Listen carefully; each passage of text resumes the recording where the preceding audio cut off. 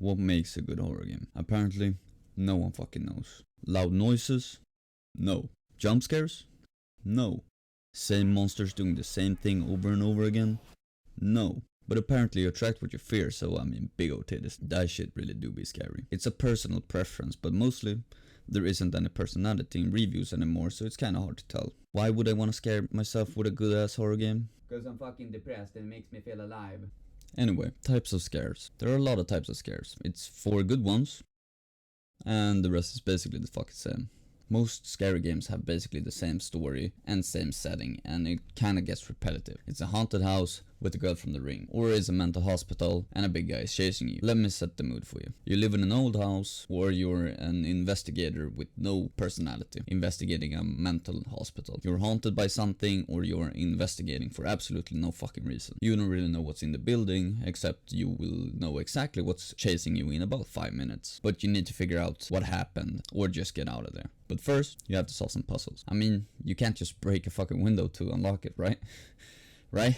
It's a game, don't overthink it. Why is it only 2 main locations in every horror game? The house or the hospital? It's those 2. So when I say an old house with a 9-year-old girl haunted by a demon, bad inventory system, and a decent story, is actually a pretty scary game. You should go, maybe it's alright. In my opinion, in a good horror game, the developers should play around with a lot of different phobias and combine them with scary elements of the game. Resident Evil 7. The first part is a good example, unsettling and plays around with claustrophobia, and the house overall is very disgusting to be in. From the house down to the sewers and disgusting water, then a very tight area where you have to squeeze through stuff. That, and with it being the beginning of the game and we still have no clue what we're dealing with, makes the game have a very good start. Honorable mention here is the table scene. This is the entry of the main house, and during this scene it really makes it feel like they're talking to you, the player. You don't see this from another perspective, you're actually in it. They're looking at you in your eyes, and for some reason this is so fucking creepy and so very appreciated. Far Cry 5 does this and makes it feel more personal. Even Outlast does this with the doctor torture scene. And Le Peephole. Outlast. In Outlast you play as a journalist and you're investigating a mental asylum. Outlast mostly uses a type of horror called the chase. I bet you know what type of horror I'm talking about. Outlast doesn't have the most jump scares in a video game, but they sure have a lot of them. And don't even fucking get me started on Outlast 2. Outlast 2 has fucking 19 minutes of jump scares. It's a 6-hour long game, what do you mean? Outlast has a lot of different monsters that you encounter during the game, and in between, when you are getting chased, they throw jump scares at you. It's basically the same jump scare over and over and over again. Even the chase gets a bit repetitive. I played Outlast 1 and 2 on stream last month, and I cannot say a single jump scare that actually stood out from the others. It was almost like they were all the same. I was not scared of exploring, and the monsters were not really that scary after the first 30 minutes. Tone down the monsters a bit and actually make them feel like something really strange is going on when you actually see them. Make them have a meaning in the game. What's more scary? Not seeing anyone around for about 10 minutes and randomly seeing a dude at the end of the corridor banging his fucking head into a wall and you have to go past him? Or you seeing them all over the place in every cell and most of them are just there for no absolute reason. Mostly talking about the first one, of course. This is a serious video, not a joke. The jump scares in these games are just thrown at you. Kinda felt like they're trying to distract you from the boring ass gameplay with jump scares. Visage. The story is all about the past residents of the building, making you figure out what happened to the people who lived there before you. The more you figure out what happened in the house, the more unsettling it becomes. They introduce new parts of the house with scary previews, and it kinda makes you feel anxious to go there. Many times it's like, there's a really creepy girl in the basement without a jaw. Take this lighter and go explore it.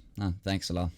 I appreciate it. Lucy alone, I don't think would have been so successful in herself, but with the addition of the demon Oliver, it manages to make you feel underpowered and making it feel a lot more scary. When I played this game, I made sure to explore the rooms a lot before going into the next one to solve puzzles. Not that it took very long to go back and re-look in the room, but more I didn't really feel safe being anywhere, and I didn't want to risk having to go back. It's a pretty good game. Turns into Outlast in third chapter, sadly. Amnesia. It's set in an old castle, haunted by the Gatherers. You drank an amnesia poison and tried to talk to yourself with notes you apparently scattered around the castle. Simple setup, but still manages to scare you throughout the game. I do not think Amnesia would be as scary with more Gatherers. They are special in some kind of way. You don't always encounter them. It's basically just stealth missions, but thrown in with small corridors and a lot of dead ends. It makes you very scared when you're being chased and trying to figure out the way. You don't want to go the wrong way. I'm throwing in Little Nightmare 2 here. Another really good example, with the atmosphere being really good and making you feel so, keyword here, ladies and gentlemen, underpowered.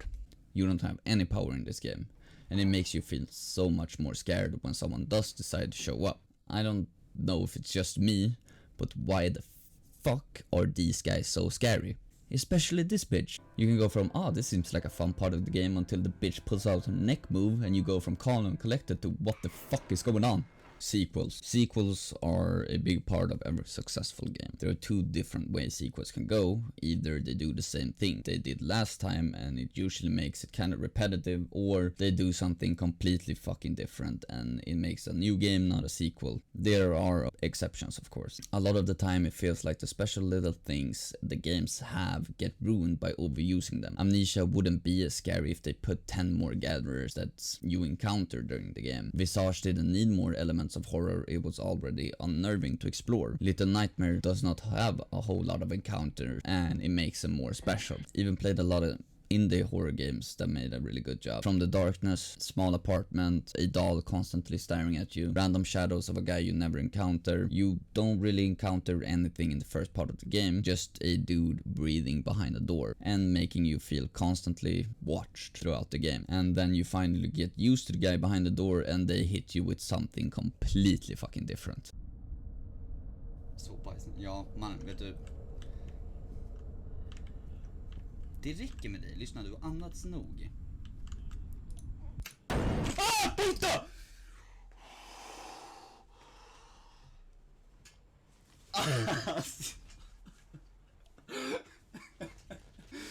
Do You Copy was a pretty special one. Simple game, no real encounters. You're placed in a watchtower and you have nowhere to go. You're trying to lead a lost hiker to you, but the dude seems to be possessed or being chased by something you don't really actually want to encounter. You will lead him to you, or will he kill you? Jack is missing. Self-explanatory. I played Iblis. Wasn't really the scariest game. It's so hyped up with other stuff like it being cursed and making it actually feel anxious to go into the game to begin with. Couldn't complete the game though, the key didn't spawn. The games overdo what makes them feel special, and that seems to be a big problem with most horror games. They do the same shit over and over again, and it's already been done multiple times before. They notice something felt scary for the first time, and a lot of games seems to think it will work again the next 69 times. Good horror games usually have something really special and play around that element, but do not overexpose the special thing about them. Topic can be really hard because what works with a 1 hour long indie game maybe won't work with a 7 hour long big boy game. Mentioning Visage once more, because something they really did well is that they had short periods of time with different kind of characters and different kind of backstories. This makes the game feel fresh throughout the entirety of the game. They keep things short with having different types of characters, and it keeps the game from feeling repetitive. Repetitiveness is a huge thing in horror games, and usually the reason most horror games are bad. A good storyline can be ruined by repetition. No matter how you put it, repetition is not a healthy thing for horror games. The brain gets used to things very quickly, and getting used to horror will completely ruin a game. It varies from person to person. The question can't be answered in just one sentence. It's about not wanting to progress but doing it anyway because you love the story. It's about wanting to know what happens next after you just shouted "fuck this game, I don't want to play no more." Finding a balance in a unnerving environment and needing to know more. So what actually makes a good horror game? Like I said, nobody knows. If I knew, I would make the best fucking horror game there is and become a fucking billionaire. Here comes the money, money, money, money, money, money, money. dollar dollar.